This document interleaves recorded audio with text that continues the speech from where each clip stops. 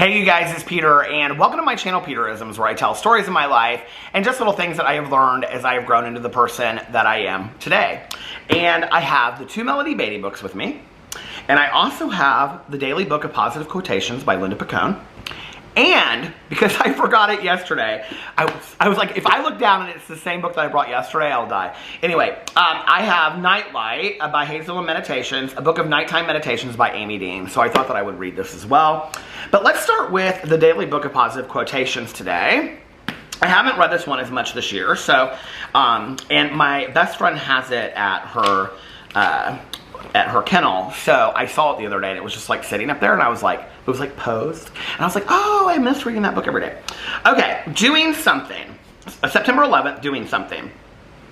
In any moment of decision, the best thing you can do is the right thing. The next best thing is the wrong thing. And the worst thing you can do is nothing. Theodore Roosevelt. What if we're wrong? What if we pick the wrong person to love, or the wrong job to devote ourselves to, or the wrong city to live in? We waffle and weave. Maybe we can put off the decision for a while. Maybe things will be clear tomorrow. Not making a decision is making a decision, and it may well be the worst decision we could make. I'll do my research, talk to people I trust, and think hard. Then I'll make a decision and move forward. If it turns out that I've taken a wrong path, I can always turn around and go the right way. If I don't make a decision, I'll never know the right way to go. What a wonderful meditation, and something I've really struggled with a lot in my life, you know? I wouldn't say so much recently, because I have received a lot of like great wisdom from people, my old sponsor and my dad, and so I'll share with you what they said to me. You know, my old sponsor, there's a saying in recovery that's do the next right thing. And I used to say that to my sponsor, and he would say, it's not do the next right thing. I mean, that is the saying, but he would say, it's just do the right thing, right? And we know typically what that is in any moment, you know? I think with difficult life decisions that we have to make, you know, about relationships, careers, education, things like that, I think that's where the difficult decisions come in, you know? And I remember years and years and years ago getting into a little bit of an argument with my dad, and we were talking about something that he, like, I felt like he hadn't prepared me for, and I wasn't, you know, I didn't know. And I was like, I don't know why you never told me about this, and you didn't teach me about this. And he goes, who do you think taught me? And I was like, what do you mean? You know, and I think that's part of the thing is that, like, I grew up always thinking that my dad, and I still do to some degree, is like the wisest man on the earth, right? And so when he would tell me things, I just was like, well, he must have figured that, you know, like, how did he figure these things out? He said, do you think that, like, I didn't have to make decisions, wrong ones and right ones, and learn from my decisions? And he went through this whole thing about how life is a decision tree, okay? So my dad firmly believes this, that life is a decision tree, and that it's like, it has this base, and you go up, and it's like, every choice that you have in your life, or every thing that happens to you, every decision you have to make, you have to go one way or the other. So it's this or that, right? So when you're going up the tree, it's like you go this way or you go that way. If you decide to go this way, okay, then it's like, should I go to college? Should I get a job? College, job. Okay, well, if I go to college, then it's like, should I study this? I mean, it branches off. And it's a decision tree. And so for every decision that you make, there are more decisions that you're going to have to make. So at some point you have to get comfortable just making decisions, right? One of the things that I have learned in my life is when I have a difficult decision that I have to make, I consult with other people, usually like my husband. Oh, just bit the side of my mouth. I've been doing that a lot lately. My husband, my best friend, my sponsor, I pray on it. I sometimes inventory it. And then, like, I kind of set a day in my head, like, okay, on Sunday, I'm going to make a decision. Sunday at 4 o'clock, I'm making a decision. If it's something that I really don't know what to do, right? And sometimes I make the right decisions and sometimes I don't, you know? And I think that most of what I have learned about in this world, as far as being successful, is from decisions that I made that weren't the right decisions at the time, you know? But you never know when you're doing it, right? It's like one of the things that I learned about what I didn't want to go into and do in my life was by taking classes and studying things that I thought I wanted to do. And that was the decision that I made at the time, you know? Back in the day, I thought I wanted to work in publishing. I thought I wanted to write for a magazine or a newspaper. I thought I wanted to write for television. It was like all these dreams I had, but when I looked more at it and I really found out what those things were about, I wanted to be an artist, like a freelance artist. I mean, who doesn't, right? I was just talking about that in my drama video, these art classes I took when I was in like my freshman year of college. And, you know, it's like, all these things I wanted to do, I had to try out, and I had to make the decision to try them, and then make the decision that that wasn't for me after trying it, you know? So it's interesting because I remember a class that I took, and it was, I don't know, it was like a senior year creative writing class, and it was screenplay writing. And I always thought that it would be fun to write a screenplay. You know, I always dreamed about it. I used to get screenplays and plays from the library and read them when I was like in high school and stuff. So we had to take a short story that we had written from a previous class, and we had to turn it into a screenplay. And I had written this short story called Lipstick Kids. I actually think that I've read it on my Peter Likes Books channel. And I remember I turned it into this screenplay, and it was very easy to write a screenplay based on something that you had read. It was an adaptation, you know? And I can remember not being super interested in that class, just being like, I didn't really care if I was there. I mean, I was probably pretty deep in the bottle by that point. But I enjoyed the process of writing the screenplay out, and I can remember, like, at the beginning of it, so it's this girl, and she's obsessed with, her mom has left, and they live with her grandma, and she has this tube of lipstick, and it's this older sister, and her name is Ruby, and everything is, like, has red, the color of red symbolized in the story, and so her younger sister will only talk to this tube of lipstick that her mother has left behind. And so this girl, her mother comes to town, and what she's coming to town for is that she's basically signing over guardianship to the grandmother, and she thinks that she's coming to get them, or get her, is what she's coming to get her for. So anyway, it starts with her having this dream, right, of being on this carousel, and in the story. I think that's the story that starts, I've written so many short stories, that starts with her having this dream of being on a carousel, and her dad being there as she goes around, because her dad's gone too. Her dad being there as she goes around, and then like on one loop she looks and he's gone, and that's how she finds out that he's gone. She has this dream.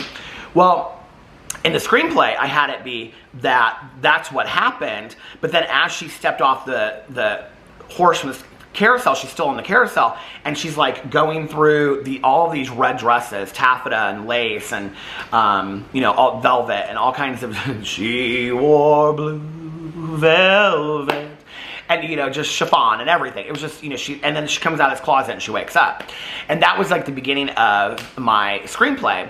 And I remember just like kind of throwing it together like the night before, and I never in a million years, there was actually like some people in there that like they were diehard, they wanted to go to California and they wanted to be directors and writers and stuff. And I was sitting in that class, and I don't know why I'm telling this story, but whatever.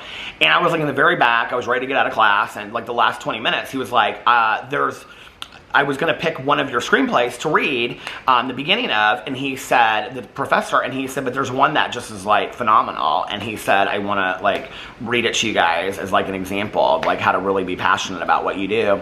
And I'm sitting there, no clue that it could ever be about me. I was like, I know it's not mine. And he starts reading about those red taffeta dresses on that carousel, you know.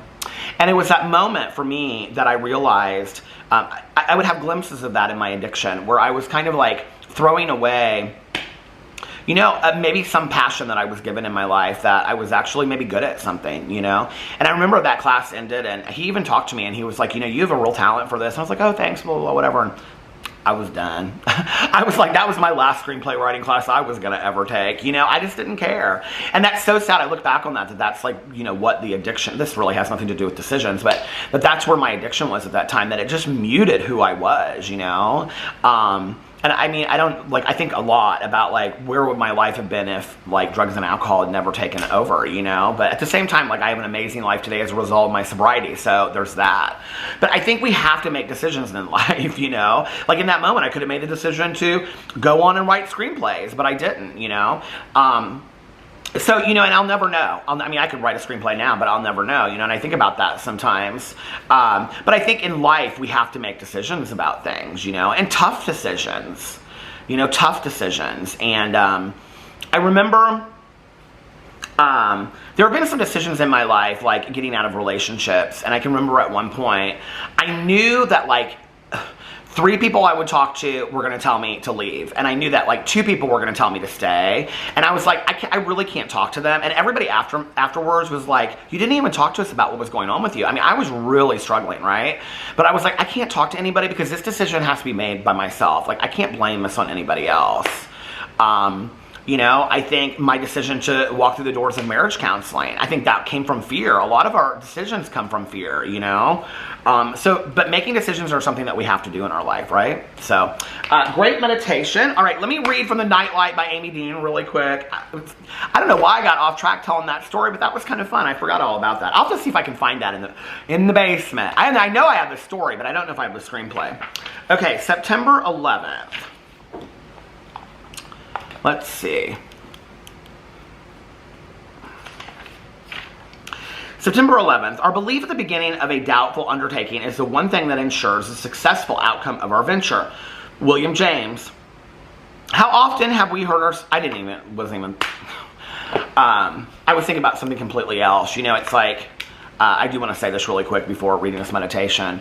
You know, that we can never forget September 11th and everybody that passed and all of the people that you know, worked for the victims and the survivors during that, all the firefighters and police officers and everybody that was affected by that. So sad, isn't it? And it's like so many years ago now, you know? And I remember exactly where I was in that moment, exactly where I was. And so let's never forget. Our belief at the beginning of a doubtful undertaking is the one thing that ensures a successful outcome of our venture. William James.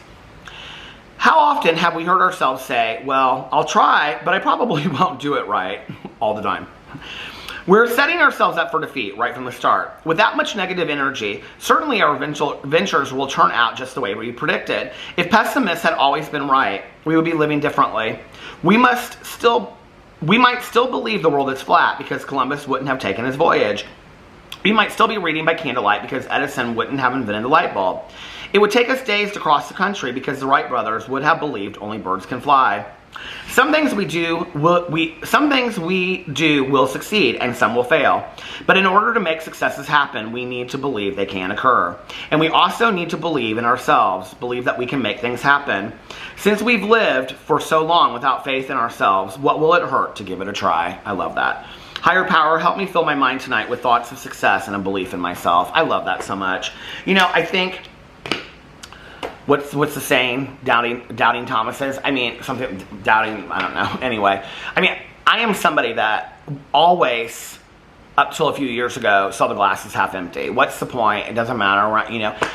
But like, about myself. But when I was talking to other people, I would always like instill such hope in them, you know?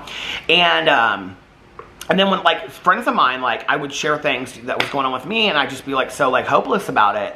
And they'd say, Peter, you are one of the most hopeful people that we know. Like, you're always encouraging us to see, like, the brighter days. This too shall pass. You know, tomorrow the sun will rise, as Oprah shared that one time, that when you're going through something tough in your life, tragic in your life, hard, you know, that this too shall pass, that the sun will rise again.